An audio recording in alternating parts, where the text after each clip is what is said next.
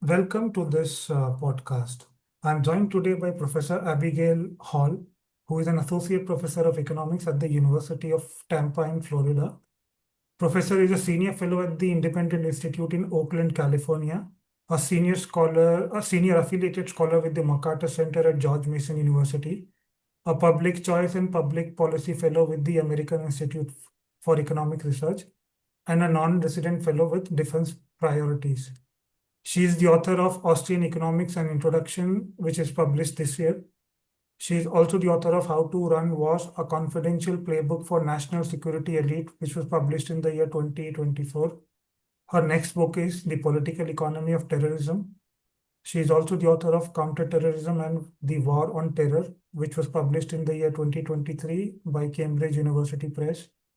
She is also the author of Manufacturing Militarism, US Government Propaganda in the War on Terror. And her next book is Tyranny Comes Home, The Domestic Fate of US Militarism, which was published in the year 2021 by Stanford University Press. Her broader research interests include Austrian economics, political economy, and defense and peace economics. Her work includes topics surrounding US national defense and militarism, including police militarization, domestic extremism, propaganda, technology and warfare, and the impact of foreign conflict on domestic institutions. She works extensively with the media. Our work have featured in outlets such as Forbes, Newsweek, Fortune, the Los Angeles Times, as well as a variety of local, national, and international outlets. Welcome to this podcast, Professor. Thank you for having me. It's a pleasure to be here. Thank you for doing this, Professor. So I firstly ask you your journey into what you are doing now, which is teaching in research and economics, and in particular in Austrian economics. Professor, Sure. you grew up in the state of Kentucky, and we would like you to talk about your growing up experiences and upbringing in the state of Kentucky, and then going to college in Bellarmine University. And subsequently, what was the motivation behind pursuing a PhD in economics? Yes, Professor. Sure. So if people are not familiar with US geography, so Kentucky is a state that's in the eastern half of the United States. And if you are looking at Washington, D.C., it's about the same latitude, but you had a few hundred miles west. So I did grow up in Kentucky. And when I went to university, I thought first that I was going to be a nurse, and then decided very quickly that that would be an absolutely terrible career choice. And through a series of classes and kind of not being sure what I wanted to do, I found an economics class. And in that first course, my professor and mentor, she's retired now, but Dr. Myra McCrickard, she was really encouraging me to major in economics. And at the time, I didn't really think about pursuing a major. I thought that economics was difficult and counterintuitive. I was doing well in the class, but I wasn't always sure why. But by the end of the course, I found myself more interested.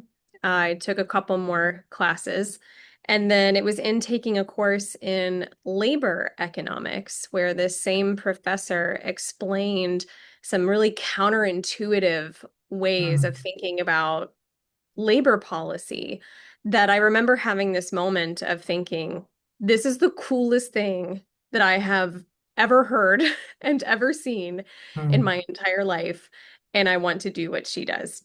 So at that point, my economics training really began in earnest. So I told her, as well as the other economist who was at Bellarmine University, that I was interested in graduate school. And then we started putting the pieces together that would get me ready for graduate school. It was while I was at Bellarmine, and you mentioned the kind of Kentucky linkage specifically. It was while I was there that I actually read a book by another economist named William Easterly, who's recently retired from New York University. Yes. And in his book, The Elusive Quest for Growth, he talks about the poverty rates in Eastern Kentucky and West Virginia, its neighboring state. And these two areas represent the poorest what we call Apple? an ethnogeographic poverty cluster. So Yeah, yeah, yeah. basically, people who are of the same ethnicity, Yes, geographically constrained.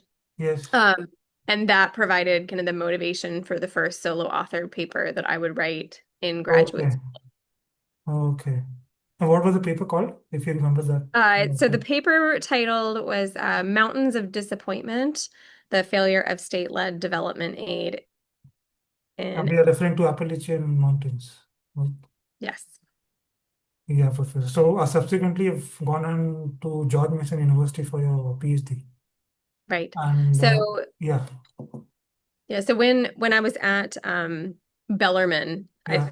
also had the opportunity to attend a seminar at the University of Louisville, where I was introduced to a couple of books that were written by Ludwig von Mises, Okay. and the opportunity to meet an economist by the name of Peter Boettke, who, of course, teaches at George Mason Yeah. University. And Yes. within the context of that meeting, was alerted to not only GMU's programming and its emphasis, but also the Mercatus Center. And then, kind of as the rest they say, is history. Yeah. And the George Mason PhD program is a very unorthodox, should I say, PhD program compared to other programs in the US. Is that correct, Professor? It can be. So when people think about PhD programs, especially, in economics, you think about the idea of comparative advantage or leaning into the things that you're particularly good at.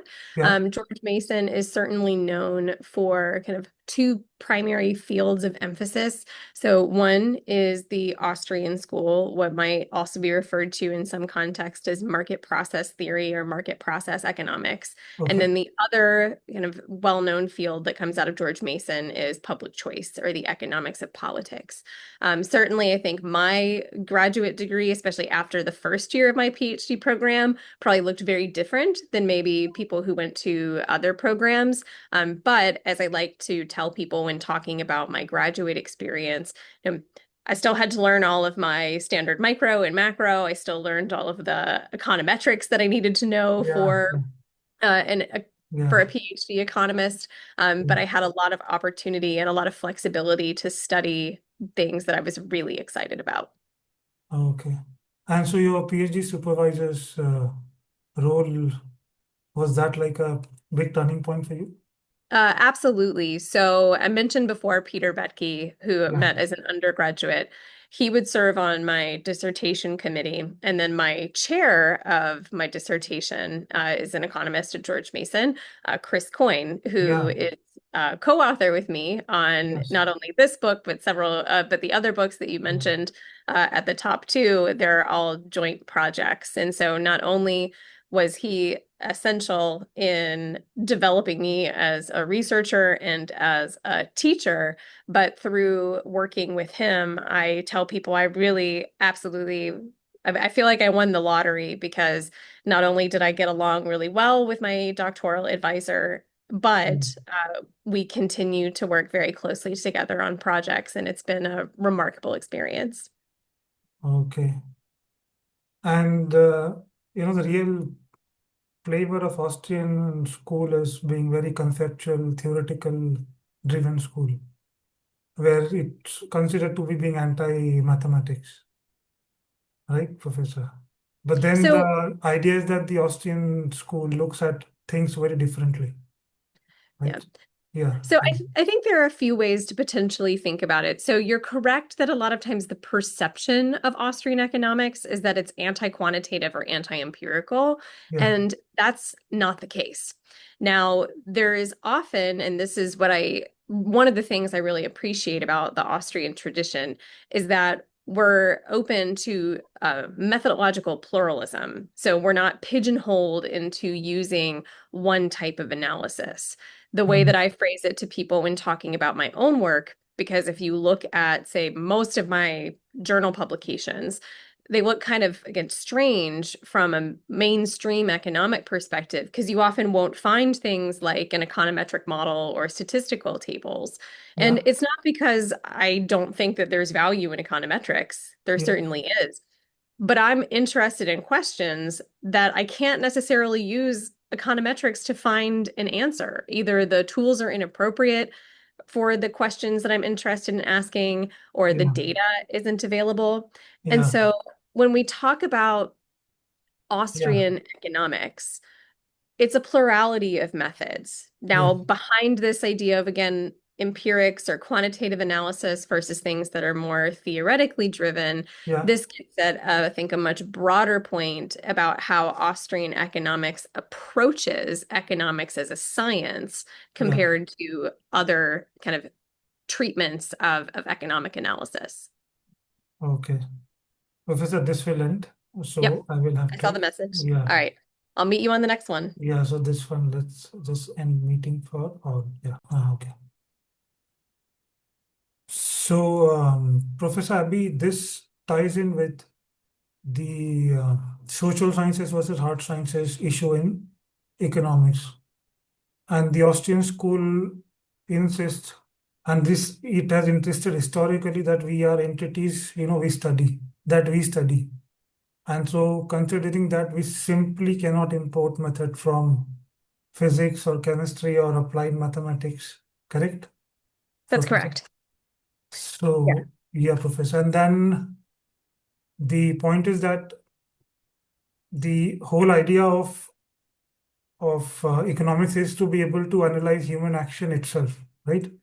that's correct. And then there has been in economics a replication, primarily not really a replication crisis, but then there has been a theoretical crisis where the absence of strong cumulative theoretical frameworks that can generate robust predictions. Um, and the Austrian school can certainly do that. It can actually help answer a lot of questions for which seemingly there seems to be no convergence of answers in the economics profession, Professor. Right. So what you're getting at here again is kind of one of the core things that makes the Austrian school distinct. So we can talk about kind of how Austrian economists historically and more contemporarily have worked on macroeconomic topics and microeconomic topics. But then if you really want to look at, I think, what's the core of what makes Austrian different, it comes down to this kind of the science of economics. And Mhm. so one of the things that has occurred over time is you see this progressive kind of integration of the tools of mathematics and the hard sciences into economics. And so the way that we can think about this, again, is kind of a different analytical orientation and what kinds of things come out of an analysis that is more said you or is more geared toward or utilizes more often these tools of hard sciences versus these, again, more kind of theoretically based or these alternative analytical tools. And it really comes down to the difference in what economists are studying versus what scholars in other fields like chemistry, biology, mathematics, and physics Yeah, are studying compared to what we're studying. So if you think about something like physics, or if you think about biology, yeah, we can study organisms, we can study cells and be completely external from them. So okay. when I was in undergraduate school for the for the seemingly 5 minutes that I was majoring in nursing, Yeah, I remember going to the lab and creating slides on a microscope and observing various organisms, again, from a purely outside perspective. And of course, thinking about the scientific method, you could change things, you could manipulate things and then observe them from the outside. Um, but human beings are a very different thing to yeah, study yeah, than rocks or trees or, single cell organisms. yeah, Human beings are complex yeah, and we are the things, as you mentioned, that we yes, study. yeah, And so that embeddedness, that integration, and the complexities of humanity yeah, mean that the tools that are utilized and wielded effectively in other sciences, from yeah, the Austrian perspective, are largely inappropriate within the context of social science. Again, there's not some, and I know we'll probably talk about this later, there's not one, objective goal of all of humanity. People yeah, think and feel different things, people change over time. yeah, And so the kind of predictive modeling Yeah. that people use in other sciences, again, from the Austrian perspective, is Yeah. inappropriate for studying social sciences, including economics. Yeah. So considering that the Austrian school actually gives a fair sh shot at your intellectual rival, because you're not judging them, uh, or you're trying to judge them with the information that they have at hand, right? Right. So when Preferably. we're in, Yeah. so when we're engaging in an analysis, one of the things that we're really paying attention to and cognizant of is this idea of subjective value. Yeah. So the facts of social sciences are what people think and feel when Yeah. we talk about, and this is something that you'll often see. It's certainly true in the work that I've done. And a Yeah. lot of Austrian scholars, when analyzing policy, will adopt this kind of means ends framework. In Yeah. other words, looking at a stated goal and Yeah. then taking that stated goal, whether it's small, big, or anything in between, Yeah. as given, and Yeah. then analyzing the means or the action that Yeah. economic actors are undertaking to try to achieve that particular goal. And so we're not judging the ends.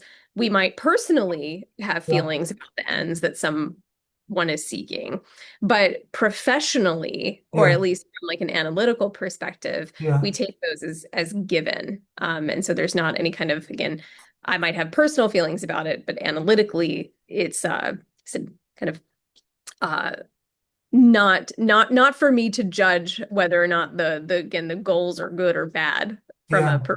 perspective.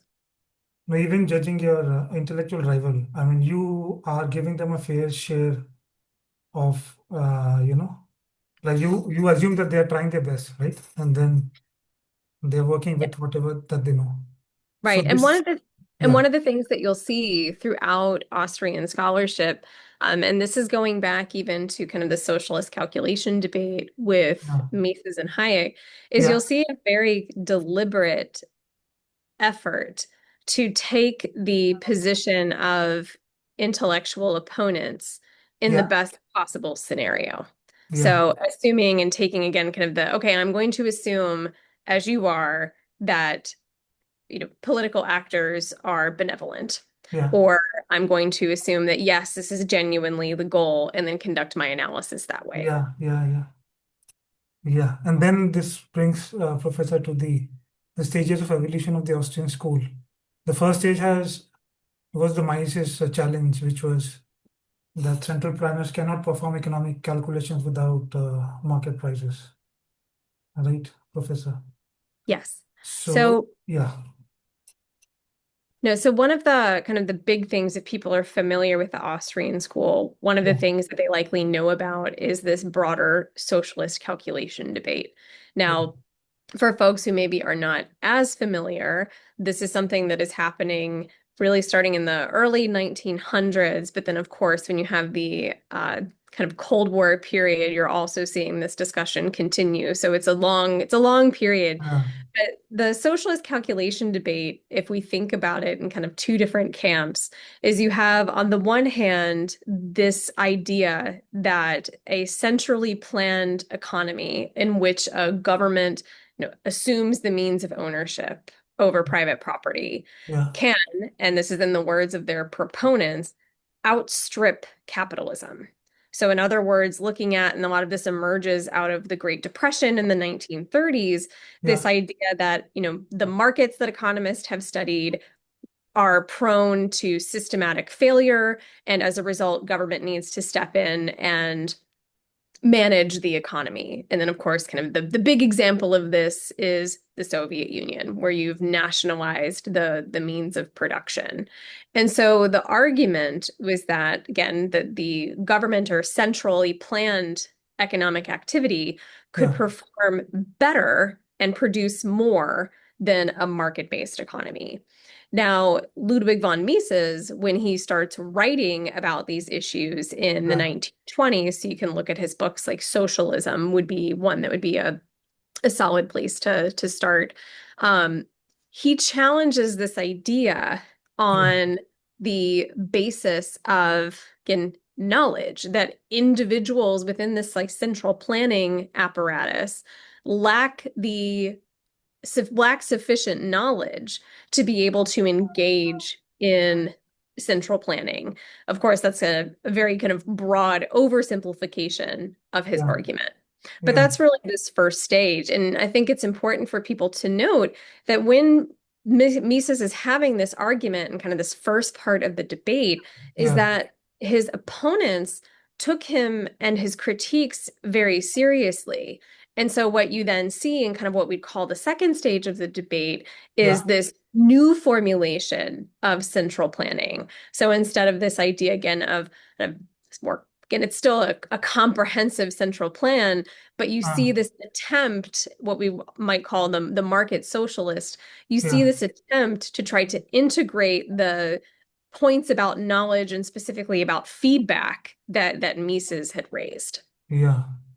And this was taken over by Hayek's knowledge critique, where he Yes, shifted the argument where he said that the problem is not logical impossibility, but the tacit dispersed nature of knowledge.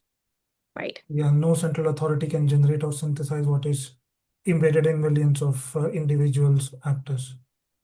Yeah, That's and absolutely there is a third way also here, Professor, which is you see in the a lot of Scandinavian countries, which is a market socialism response, which is so. written. Yeah, yeah, Yeah. Professor.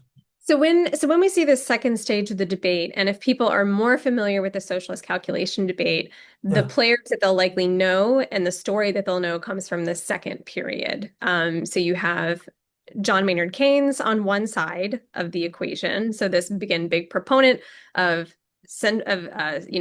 heavy government involvement in economic planning, and yeah, then contra to Keynes, you have Hayek, and I think there are a few reasons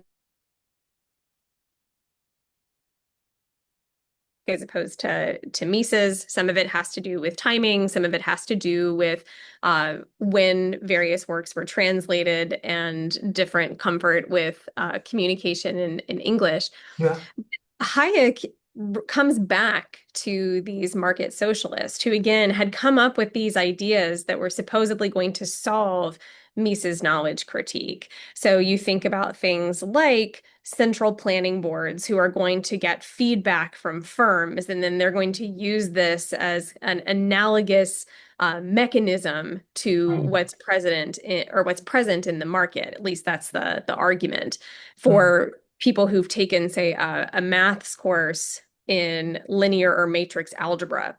mm, They're familiar with this. So one of the things that people might know of is Leontief's input-output model. yeah, yeah, So yeah, you put all of your variables into a matrix, you row reduce them, and then magically you figured out your solution. They treat the mm, economy like a really big math problem. But what Hayek is pointing out is that it's not that simple. And yeah, in fact, there is no analogous mechanism outside of the market when it comes to generating this subjective knowledge, which again is so prominent in the Austrian tradition. So, as you mentioned, Hayek's arguments center around, again, epistemology, so knowledge, but also yeah, how knowledge is acquired and transmitted. So it says that knowledge is dispersed, so yeah, it's spread among economic actors, but yeah, it's also tacit.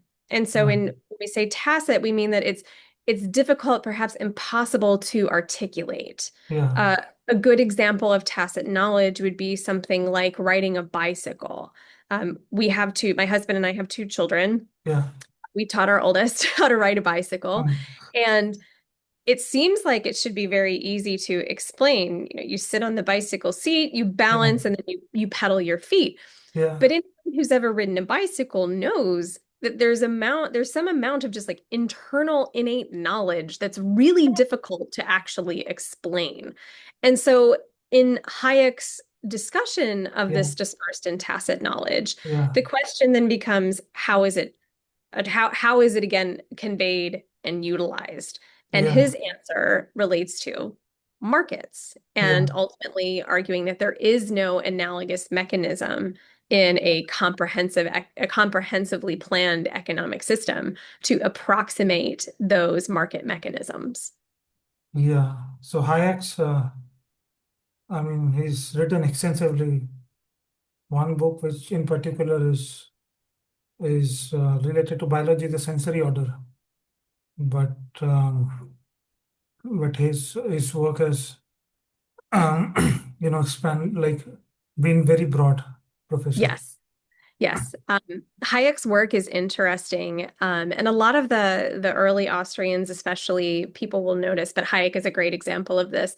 He starts his career kind of as the economist, and what I Mm, mean by that is if you look at Hayek's early work, and if you look at Mises' earlier work too, there are things on monetary theory and capital, and again topics that would be very familiar and kind of typical to economists. yeah, But then you start to notice, and again, Hayek especially really broadens out his research program. So you mentioned one of his books, he can also think about like law, legislation, and liberty. yeah, He brings in a lot of others and insights from other disciplines and is a much broader thinker. It makes him really exciting to read. It also is interesting because you'll notice throughout his work, some things are in tension with each other. And so exploring those tensions is also, I think, a really fulfilling yeah, exercise, at least for people who are interested. yeah. And then I think one of the last stages was your Don Lavey's two book, which is Islands of Socialism, where he said that sector-specific planning or government intervention also face the same information and incentive problem as comprehensive central planning. And I think in your book, Professor, you say that Paul Samuelson repeatedly revised projections of Soviet GDP in Hmm. his textbook. He was pushing back the dates with each edition until Yes, USSR collapsed. Is that's it? correct. Yeah, So when you look at this again, kind of to bridge these things, these different pieces together, when you yeah, go back to the second stage of the debate, what you'll find is that people very much thought that Keynes and those who were advocating a much more intensive role for government up to and including comprehensive socialism had won this intellectual debate. And often they were pointing to the figures from the Soviet Union as evidence. So you mentioned Paul Samuelson's yeah, textbook, or Samuelson, a very well-known economist.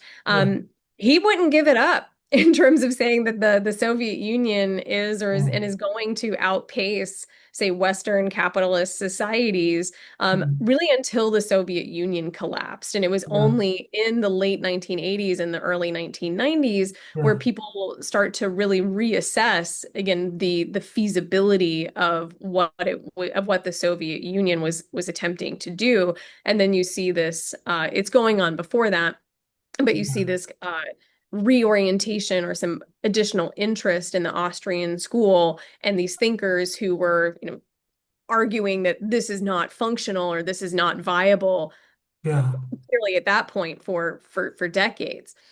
yeah, Now, and you mentioned the kind of the Nordic countries a few yeah, minutes ago, yeah, is now you have this discussion of what people might call non-comprehensive planning. And that's the phrase that Don Lavoie uses. He wrote two books in mm-hmm, 1985.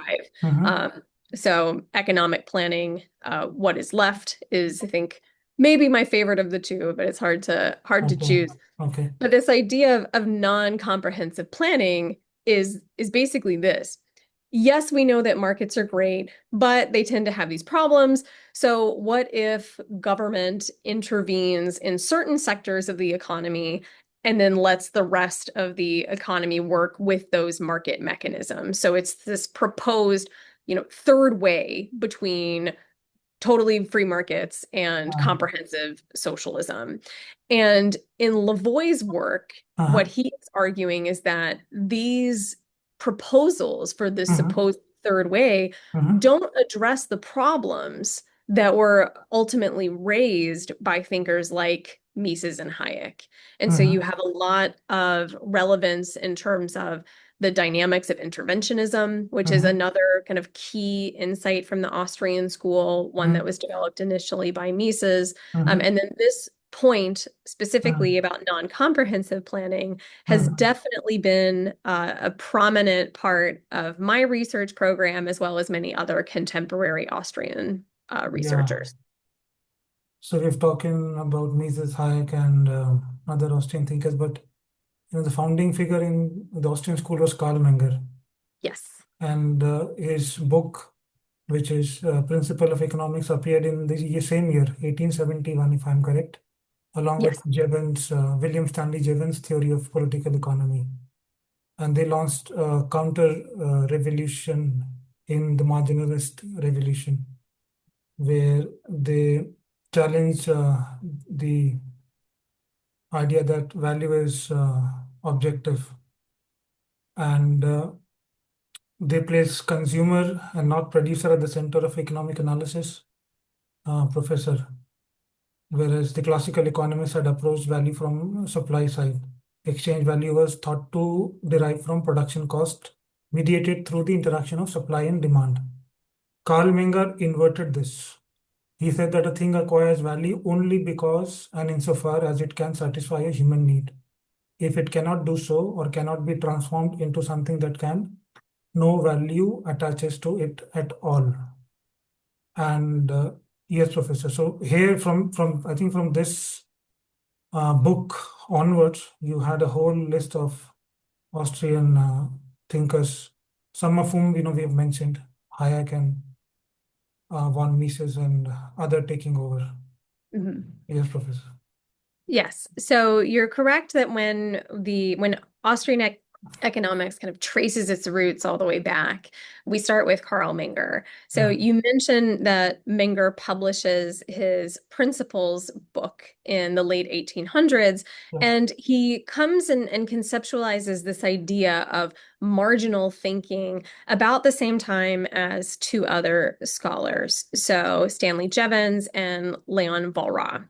yeah. And if people are not familiar, and if people have had economics classes, this is going to seem so basic because we quite literally, at least I do, I teach this my second day of Okay. economic principles. Okay. And so the idea of marginal thinking Yeah, is that we don't tend to make decisions on an all or nothing basis. yeah, So right now, I'm drinking a cup of tea, yeah. and my choice after this is not, or my choice this morning was not, am I going to drink tea or not? It's, Mm, am I going to drink maybe one more cup of tea?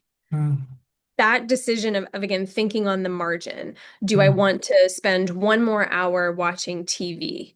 Do I mm, want to buy one more, you know, piece? Do I want to buy one more apple when mm, I go to the grocery store? mm, But this idea of marginal thinking was very, very different than the prevailing wisdom at the time. mhm, So in the book, we talk about how this concept of marginal thinking and mm, this how we value the next unit solved some kind of economic mysteries that were prevailing at the time, namely mm. what we call the diamond water paradox. So Okay. people recognized at that point, as they do now, Yeah, that water is essential for life, yeah, diamonds are not. And yet people are willing to pay a lot for diamonds and relatively little in, again, most circumstances for yeah, water. Well, why is that? If you're not thinking marginally, this is a big puzzle. But yeah, if you understand marginal thinking and yeah, you realize, well, I have a lot of units of water yeah, and relatively few units of diamonds. yeah, So I'm not going to be willing to pay very much for that next unit of water, where I might be willing to pay more for that next unit of diamonds. And this links very clearly with what you were mentioning about one of the things that makes Menger so important, not only in the history of economics, but yeah, particularly from an Austrian perspective, yeah, is this emphasis on subjectivism, yeah, particularly consumer valuation. yeah, So, in that example that I mentioned about diamond and water, it's not the producers who are making this that are driving the value in how much things are going to cost in monetary terms, yeah, but it's the value that the consumers place on the resource. So again, yeah, kind of up until this point, economists were thinking that the value of a particular good was based on the value of its inputs. yeah, But Menger takes a different approach of no, it has nothing to do with the length of the production process or this purported value that the uh-huh, supplier places on the goods. uh-huh, It's the ultimate consumer. So like here's an example that may be helpful. Uh-huh. Take something like a smartphone. Uh-huh. Why do we pay? So in the US, it's about 1200 USD for a contemporary iPhone. Okay. Why am I going to pay 1200 USD for an iPhone? Yeah. It's not because the price of the component parts. Yeah. It's because of the value that I derive from the phone, the fact that I can answer my email, I can take phone calls. If I needed to, we could record this podcast on my Yeah. phone. Yeah. That subjective consumer value Mm-hmm. fundamentally changes the way that economists approach economic analysis. And so, again, it seems very uncontroversial at Yeah. this point, but at the time, it was really quite a departure from mainstream economic thinking. Revolution. Yes, Yeah. And so he's also written a lot on which we term as spontaneous order. I mean, we will get to it in the following questions. yes, Yeah. So we now come, Professor, to the next point. And this is like a cardinal discussion, which I think most economists should actually be taking very seriously. And this mhm, ties back to the 1963 presidential address which James Buchanan gave at the Southern Economic Association. And it was titled, What Should Economists Do?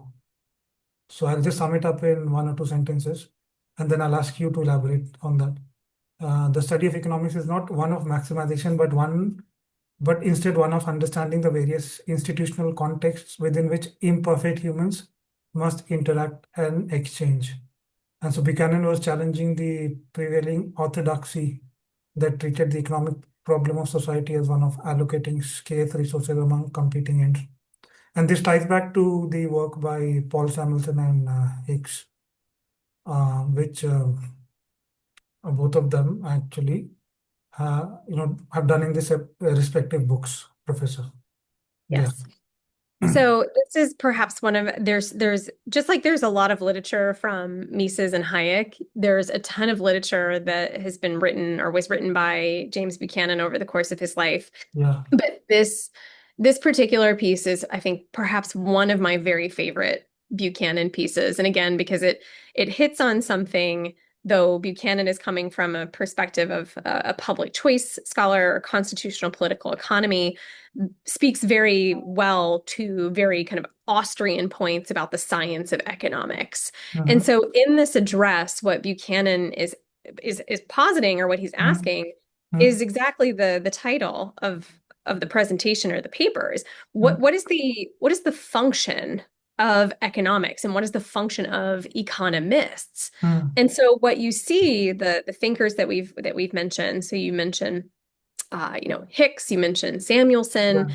certainly a lot of others in more contemporary economic thinking, and by that I mean, say, the last century, is that the purpose of economics is one of resource allocation. So how do we take these scarce resources and Mhm. allocate them in a way that is the most efficient, however we want to define efficiency. Mhm. But Buchanan is really questioning, and certainly if you look at other said Austrian thinkers, this question of, is that really the function of economics as a discipline and the function of economists as practitioners of that discipline? Mhm. And so Buchanan is really emphasizing here that the problem of economics is not one of resource allocation, but Mhm. one of understanding and one of exchange. And so if people read Buchanan's work,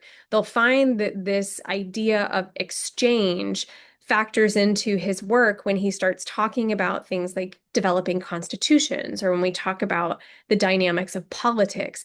It's not an issue of allocation, but one of interactions and exchanges between economic actors under different institutional arrangements.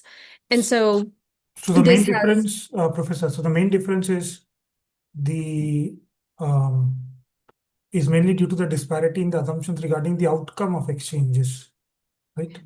so it's different conceptualizations or formulations of, again, kind of what you're attempting to do within the context of economic analysis. So Mm-hmm. one of the things that, if people happen to pick up a copy of of the book, of the Mm-hmm. most recent book, is we talk about and lay out this distinction between what we call an allocation paradigm, which again is one where we have scarce resources, we have known welfare or utility functions, and so our goal is to kind of solve what we might call a Walrasian system.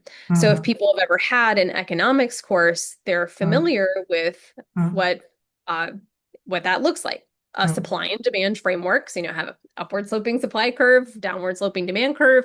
Yeah. Where those two curves cross, you have equilibrium.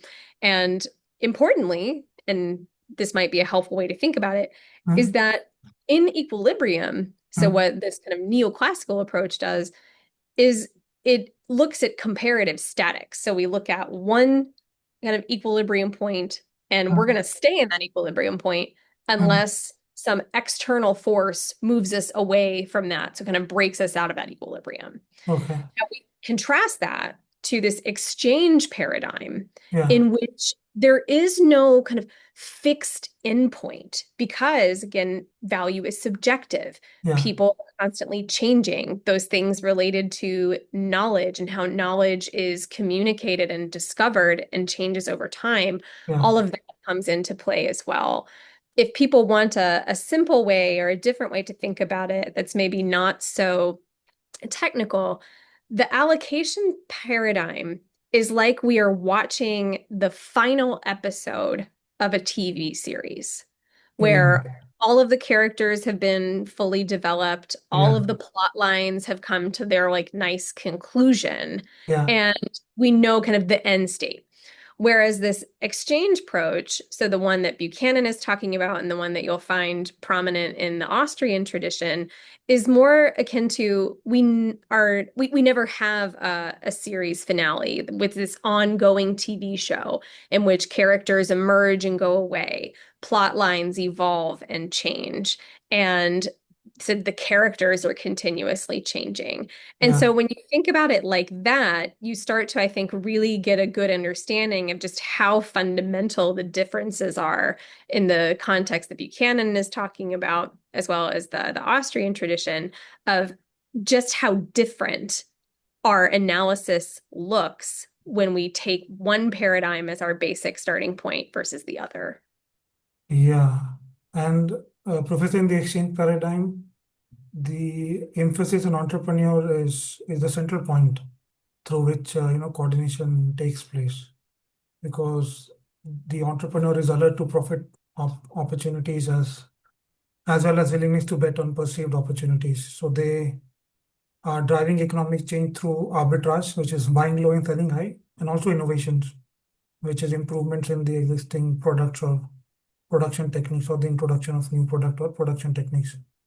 And this was driven largely by the work of Israel Kirzner in the 1970s, if I'm correct. Yes. Yeah, Professor. That's right. So when we think about, and I love this question specifically. You're asking me about all my favorite people, so I appreciate that. No, my Um, favorite also. yeah, so Kirzner is one of those scholars who you mentioned. Yeah, Really, we start looking at his work in the 1970s, and within just kind of the broader context.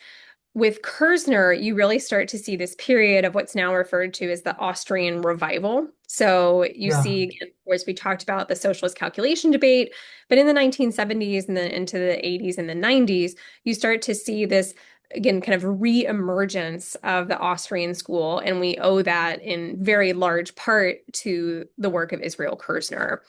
And so when we think about kind of how to answer the questions that are raised by Mises and Hayek in terms of knowledge and how knowledge is discovered and communicated, yeah, Kirzner comes in with this discussion of the function of the entrepreneurship.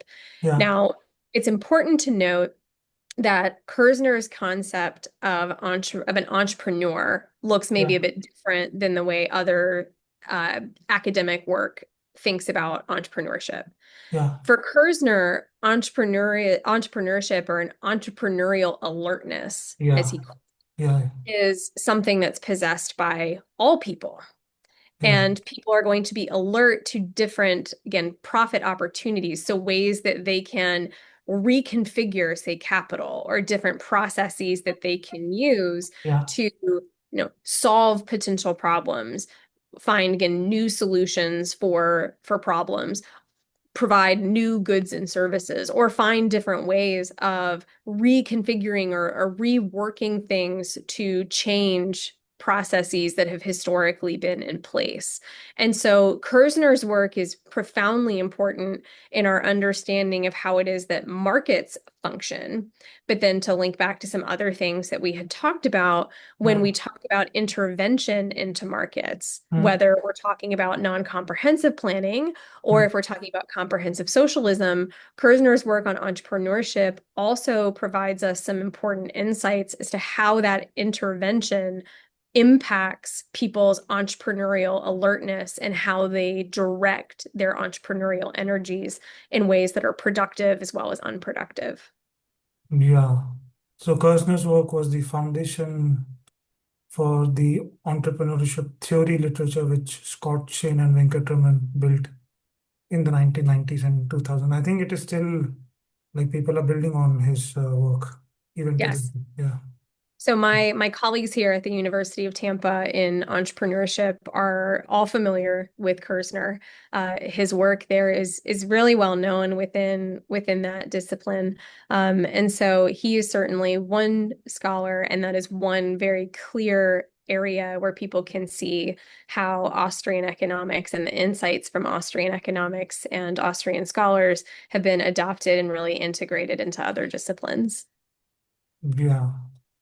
And so, I just wanted to bring in one small point, which is also very critical and something which, Thomas Sowell in his work has also spoken about extensively through his 40 plus books, is that policymakers are very concerned about the distribution of wealth without any consideration whatsoever as to what creates wealth in the first place.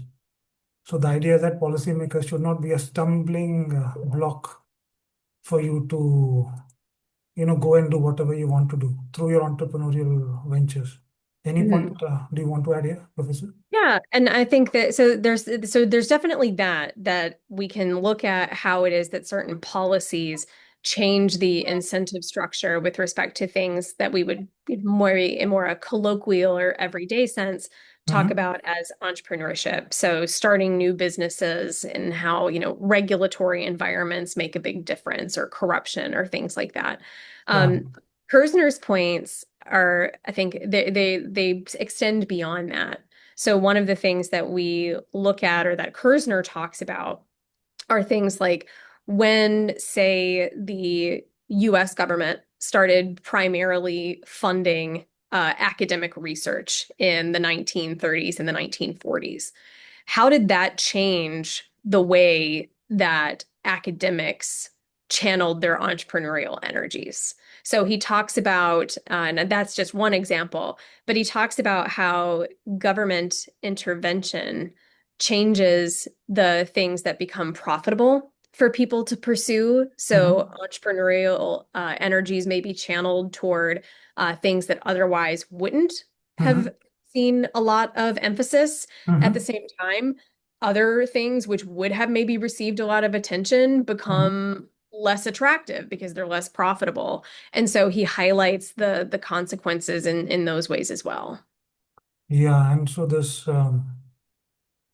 exchange paradigm that you elaborated on, Professor, was so there's a specific term allotted to this. This is called cattle tactics, Yes, and Buchanan referred to this as cattle taxi or symbiotics to draw attention to interaction, association, and exchange.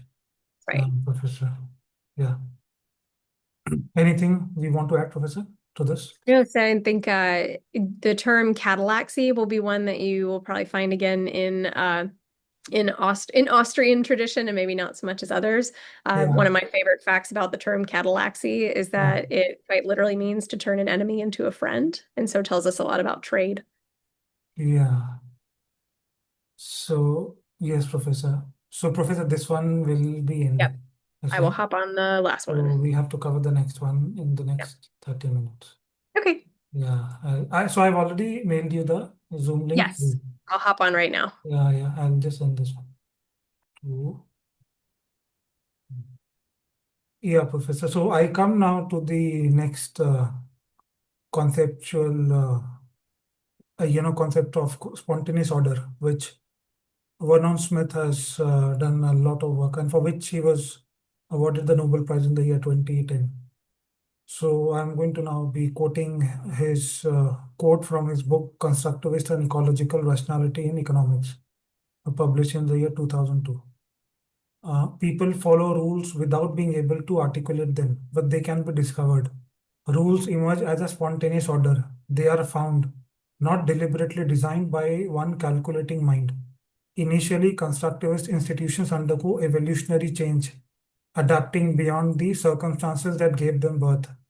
What emerges is a form of social mind that solves complex organization problems without conscious cognition. Yes, Professor. So, yeah, I'd like you to talk on this. Yeah. So one of the things that also figures very prominently in the Austrian tradition is this emphasis on and real analysis of this concept of spontaneous order, Yeah, which, as the quote that you just read illustrates, refers to this phenomenon where we have these emergent orders yeah, that are the product of human interaction, but decidedly not the product of human design. So, this idea of spontaneous order we can trace all the way back to Menger, who talks yeah, about the origins of money. It yeah, wasn't as though a state conceived of and then suddenly created money. This yeah, was an institution that emerged over time. We can talk about similar things related to language, and then of course markets as yeah, being an example of spontaneous order.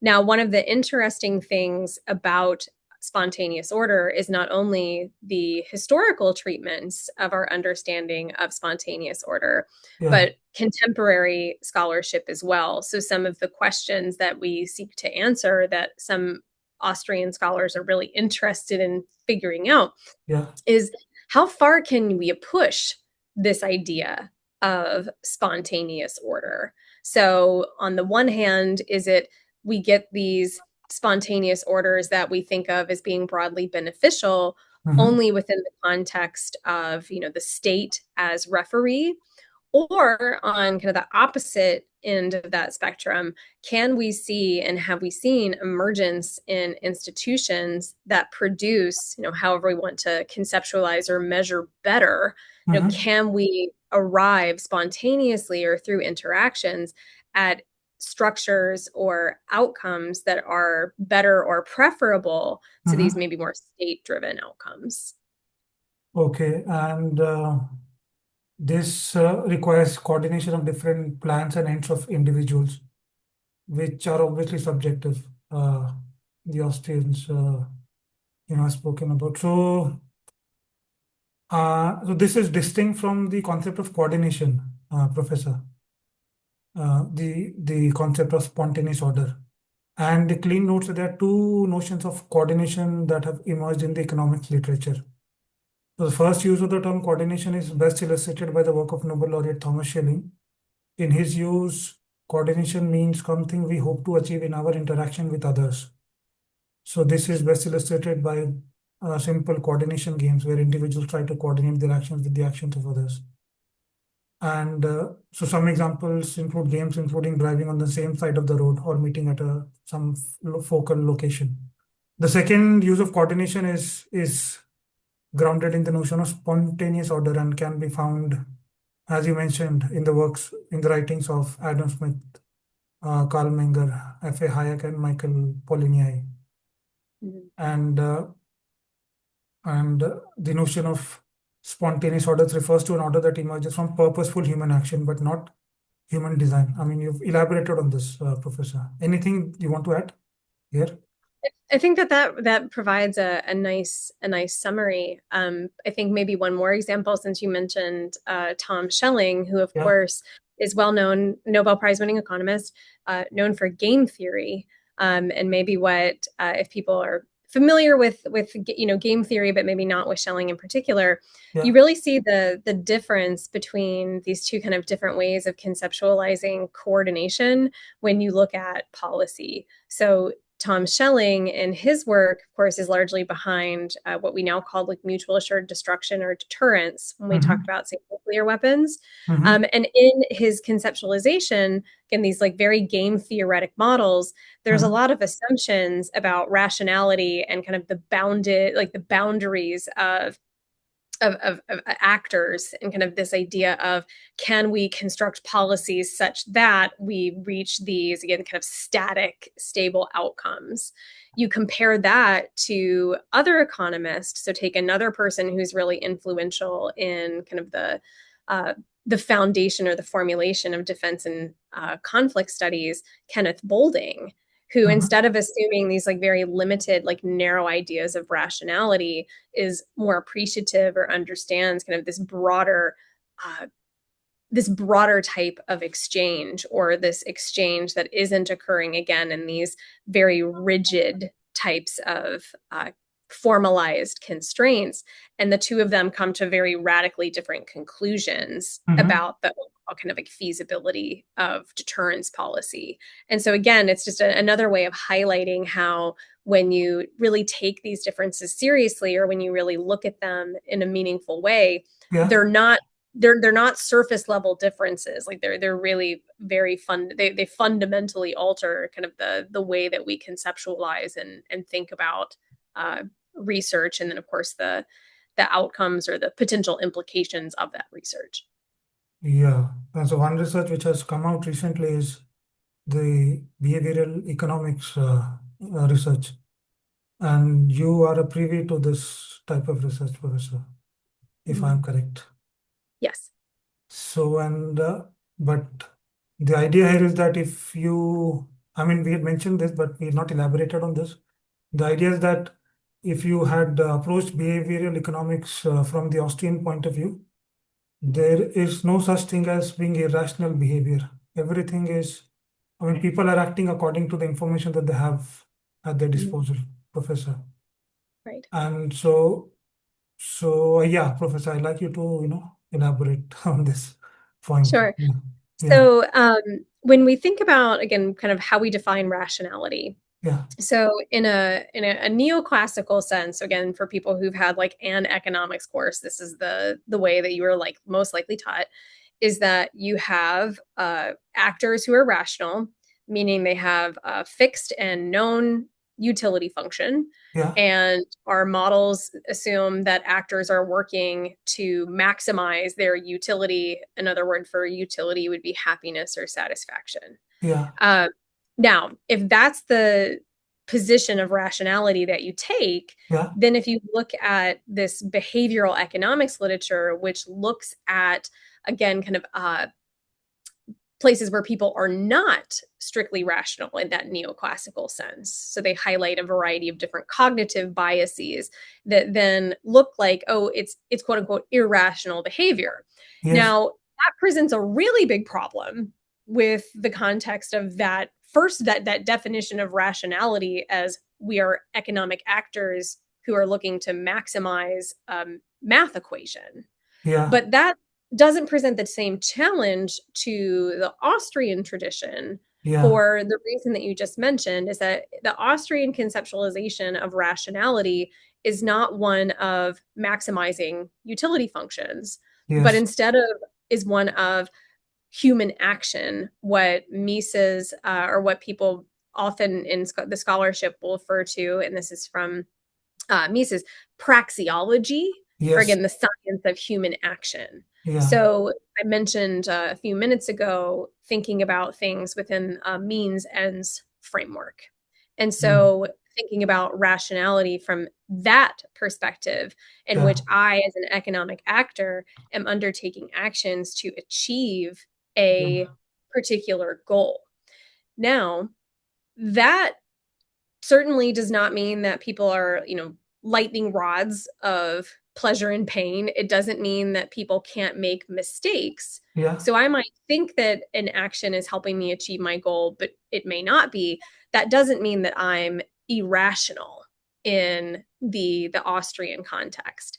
So while behavioral economics Yeah. may identify or maybe presents a challenge to neoclassical economics, it doesn't really present the same challenges to the Austrian conceptualization. And I always feel like I'm remiss if I don't at least mention when we talk about behavioral economics that they're having their own massive replication crisis. And so I think that to the extent that their Yeah. framework, I think it presents definitely a challenge to the neoclassical framework, but I'm not sure if it's as strong as its proponents claim that it is. Yeah.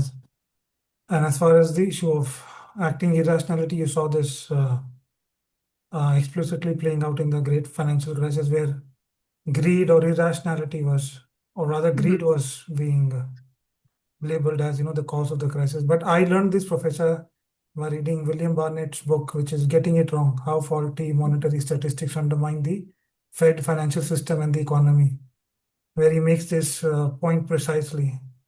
He was saying that the actors are responding sensibly to distorted institutional signals and incomplete information. And here, what was being distorted was the monetary aggregates were being measured via the simple sum way, which is a flawed way of measuring monetary aggregates.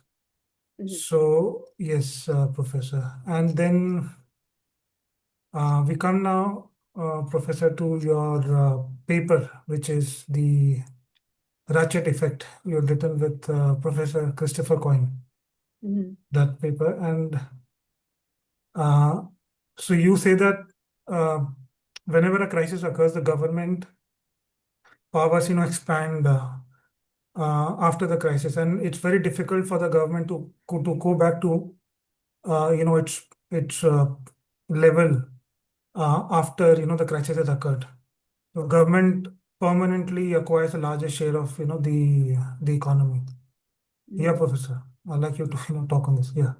Right. So the ratchet effect, which was initially conceptualized in the 1960s, but then uh, developed more fully in 1987 by an economic historian named Robert Higgs, Yeah. is something that figures very prominently into my work and my work with Chris, and certainly the paper that you referenced specifically. So the idea here relates to how and why governments grow. And so the basic idea behind the ratchet effect is that crises provide an opportunity for governments to expand in terms of scale, meaning size, as well as scope, referring Ah. to the types or number of activities that Mhm. government is involved with. And the basic mechanics of that is you have, again, a crisis. Citizens are calling for government to act. Government expands in scale and scope as a result. And even after the crisis abates later on, what we see is that the growth of government doesn't go back to its pre crisis level. And so you have this potentially permanent increase in the overall size and kind of functions of Mhm. government. And so, one of the things that my co author and I do, co-author meaning Chris Coyne and myself, in Yeah. a lot of our work, is we analyze something that maybe in more kind of standard or econometrically driven models are not well suited for, which is Ah. analysis of those changes in scope.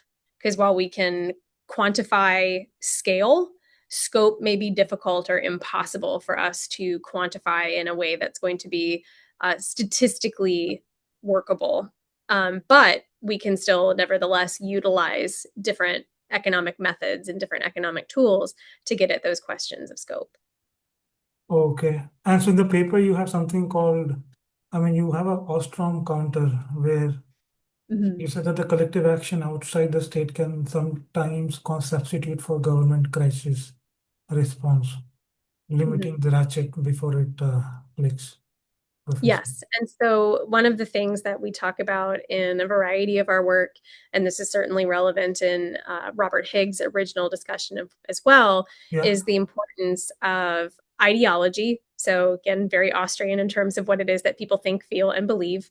But then the point related to the Ostroms, meaning Vincent and Eleanor, who are associated with the kind of Bloomington Yeah. school. Yes. They Yes.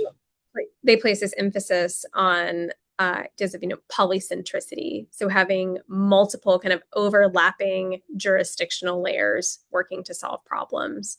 And so one of the things that I know Chris and I have done individually and together, and certainly others as well, have Mhm. looked at the possibilities and, again, historical examples of things related to, in our research specifically, say polycentric defense, but you can find this in lots of other scholarship as well, including things like recovery from natural disasters.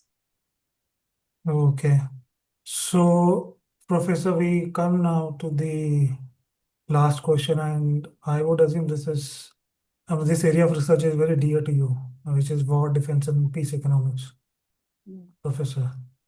And you've recently written a book on this area, as where I think Austrian economics has a lot of ways to look at defense economics. Professor, could you talk about this? Yeah.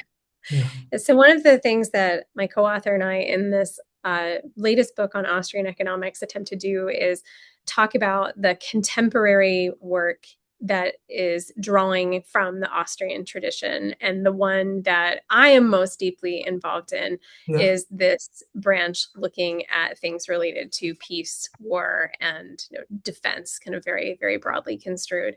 And Mm-hmm. so one of the things that people will find if they look at the standard kind of defense and peace economics literature, which Mm-hmm. emerges in the 1950s and 1960s. Thomas Schelling, who we've talked about a few times, is Mm-hmm. prominent in this literature, to be sure, as well as Kenneth Boulding and others. Yeah. But you will find, again, a lot of game theory, a lot of statistics, and that's fine and good, I think, and helpful in helping us solve and talk about like certain problems. But it omits, or that type of methodology really struggles Yeah. in talking about a lot of other important things where, again, economic insights are important, but not necessarily quantifiable in the way that economists like to measure things. And so one of the, or a lot of the research that I do in this area, again, draws heavily from the Austrian tradition in terms of thinking about putting things within an exchange paradigm, appreciating the uh, relative prices, the institutional structures in which economic actors are operating within the context of war and defense. And Mm-hmm. so within that, things like police militarization, the use of unmanned aerial vehicles or drones, Mm-hmm. those are types of things that I work on. And one of the things that has been thinks so well, first, it's been a lot of fun for me. I really enjoy working on these questions because I think that they're important. And Do you the think that these questions have become important after Trump has become the president of the US? I think that unfortunately these questions are evergreen, Okay. meaning they're always important. I think certainly with a lot of recent military interventions, so Yeah. you think about Iran and Venezuela in, again, kind of the most recent, Yeah. that's certainly offered and shed some renewed light on the contemporary relevance of these types of topics. And then as well as you look at the war in Ukraine, you look at the war between Israel and Hamas, and then also too just a lot of internal types of dynamics throughout the world related to militarization and conflict, and these things are very broadly applicable. Okay. And so, Professor, my last question will be with reference to India and the Mhm. India-US relationship. How do you see this, taking shape in the 21st century? I Mhm. mean, I'd like you to, yeah, talk on this. We both are Yeah. democracy. Mhm. Yes, yeah, So I'll say from the outset that I am very much not an expert in yeah, the Indian economy or US India relations. So yeah, everything that I should say is prefaced with that very large caveat. yeah. One of the things that has been, I think, most important, or has what we've realized, or maybe what more people are realizing is important over the last, say, 2 years specifically, Yeah. are trade relationships Yes. between the United States and India. Yeah. So especially when we were talking about within the context of tariffs Yeah. and trade restrictions, the relationship that the US has had historically and what the contemporary relationship looks like with India. Yeah. And at least for me, the thing that I'm going to be watching and that I'm interested to see how this plays out, of course, is that India, it's a very large economy, it's a growing economy, Yeah. and the US has historically enjoyed very close, ties with India in Yeah. terms of trade.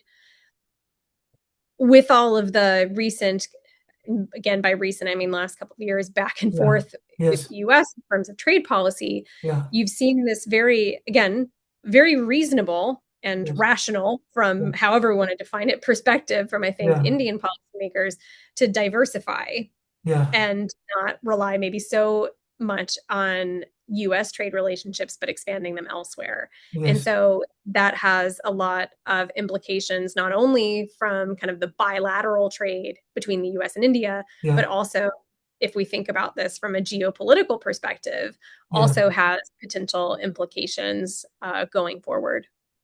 Yeah. So we have finalized our free trade agreement with Europe, and there are like Mhm. 3, 4 other countries with which we have done. The trade deal Right. with India is, I think, in the final stages of, Mhm. yeah, understand. Any Right. point, Professor, that we might have missed or you want to talk about?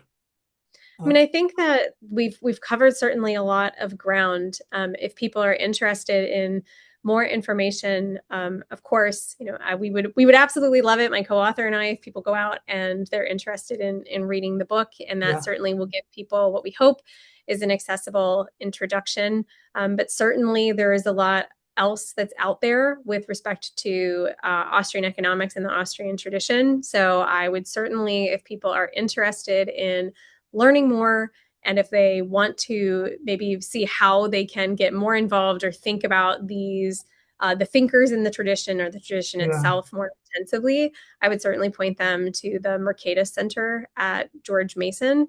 They have not only a lot of resources available for individuals interested, but also have a variety of fellowship programs that would be of interest to people who want to explore these ideas further. Yeah, yeah. And Professor, your book, which is How to Run Was a Confidential Playbook for the National Security Elite, is an excellent book. I've actually read the book, but I wanted to dedicate a whole podcast to this book. But then I think for this one, we decided to stick to Austrian economics and entrepreneurship. Maybe sometime in the future, we'll dedicate a complete podcast to your book, which is, Sounds great. uh, yeah. Thank you, Professor. It was a Yes. lovely discussion, with you, talking Thank you for about the having me. Austrian School of Thought in Austrian entrepreneurship. Thank you, My Professor. pleasure. Thank you. Thank you. Yeah.